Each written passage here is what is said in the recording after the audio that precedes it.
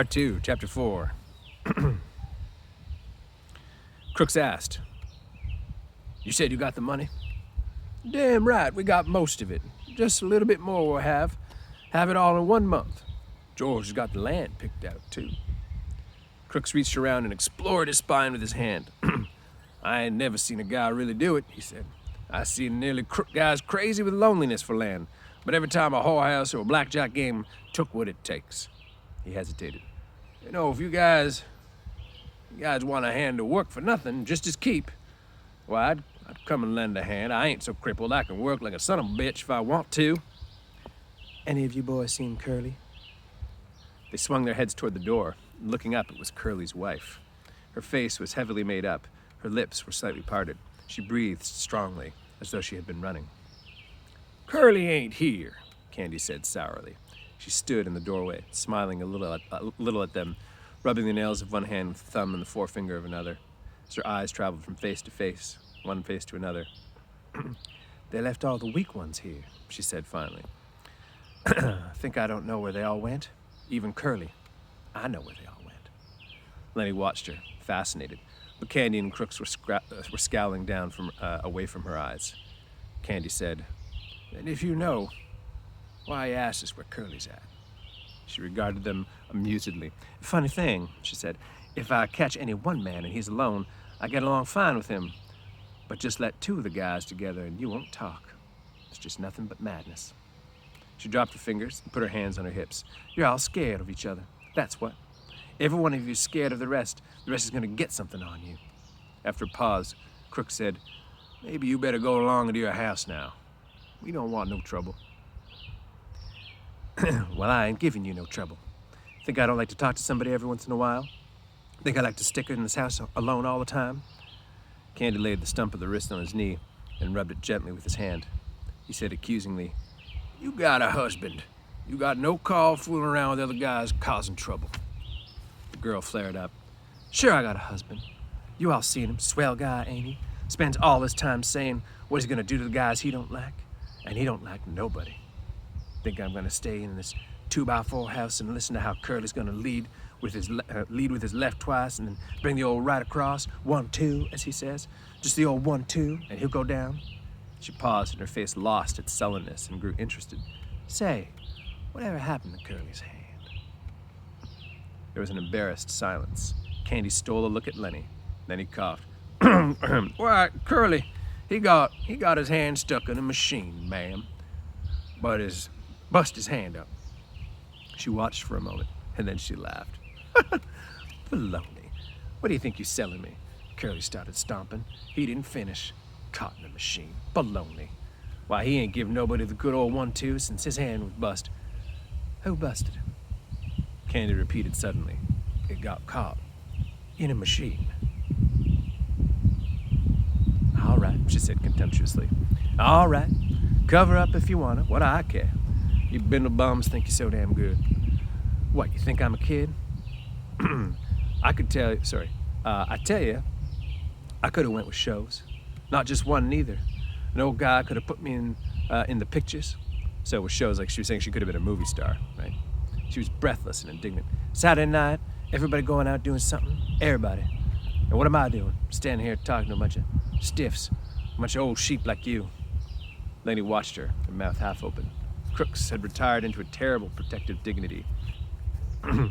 But a change came over old Candy. He stood up, knocked the nail keg over backwards. "I had enough," he said angrily. "You ain't wanted in here. We told you ain't wanted. And I tell you now, floozy ideas, whatever it is you're looking at, you ain't got no sense in that chicken head of yours. Suppose you get us canned. Suppose you do. You think we'll hit the highway and look out for another lousy 2-bit job like this? You don't know that we got a ranch to go to and our own house. We ain't got to stay here. We got a house and chickens and fruit and a place 100 times more prettier than this. And we got friends. That's what we got. Maybe there was a time when we were scared of getting canned, but we ain't scared no more. We gonna get our own land, and this is ours."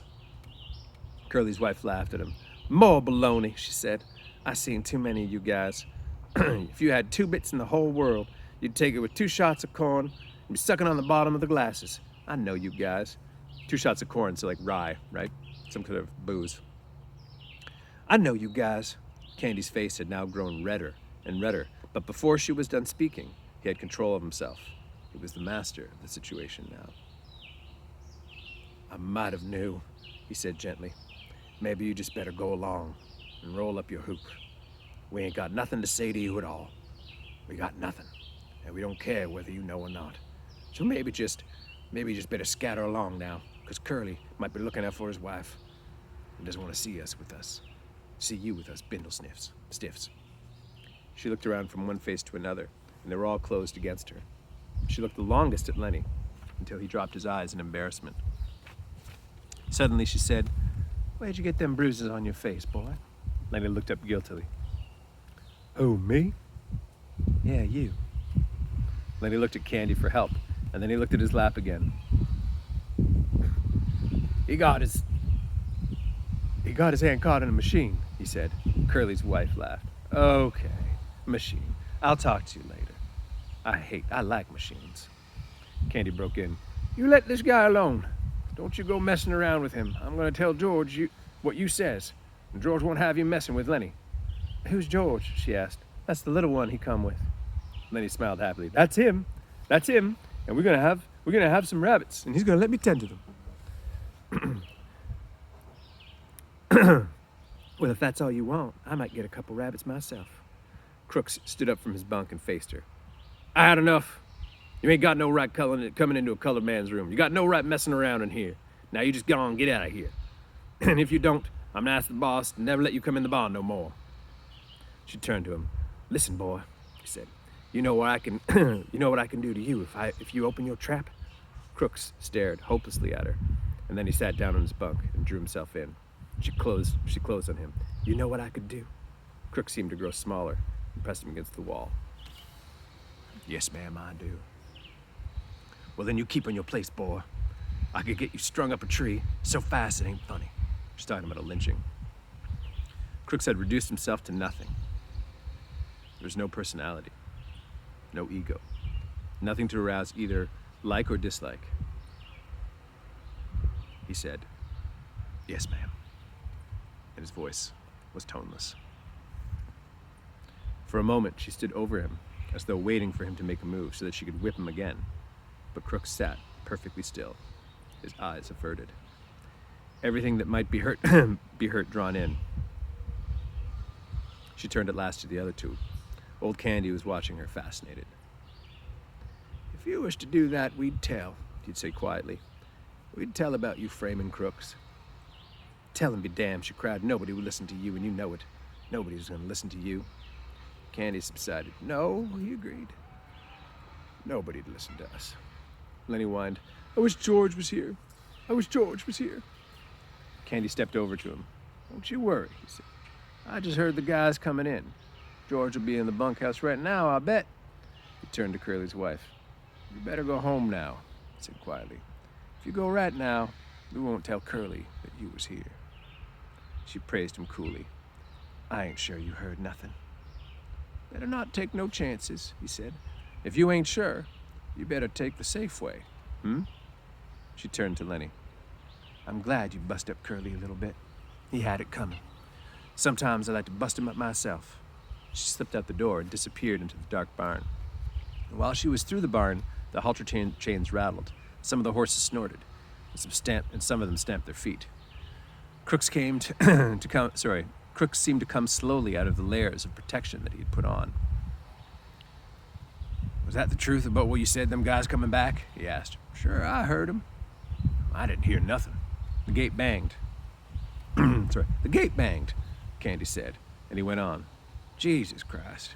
Curly's wife can move quiet. I guess she had a lot of practice, though."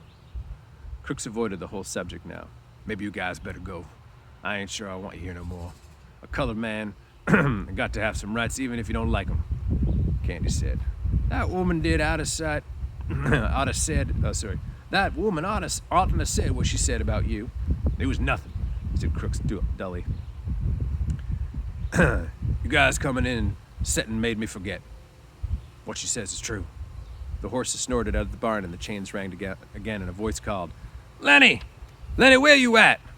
"It's George," Lenny cried, and he answered, "Here, George, I'm out here." In a second, George stood framed in the door, and he looked disapprovingly about.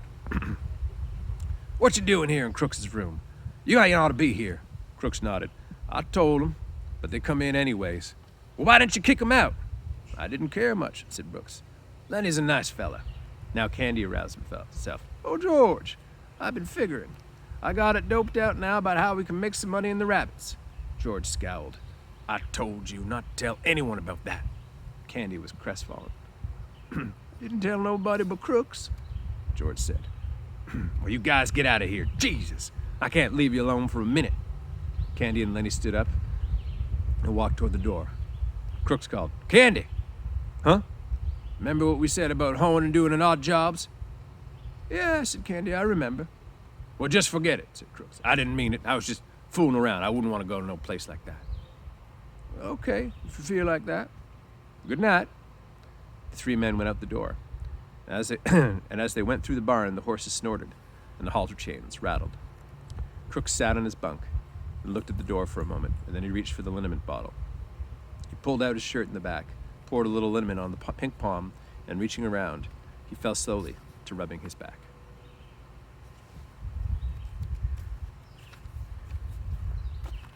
Lots to unpack there in that chapter. Just at the very end there, you can see when Crooks... So remember when they started talking about the place, Crooks had said, hey, maybe I want to go, like if you guys are starting a farm, I'd be into it, not to get paid, just to like keep a roof over my head.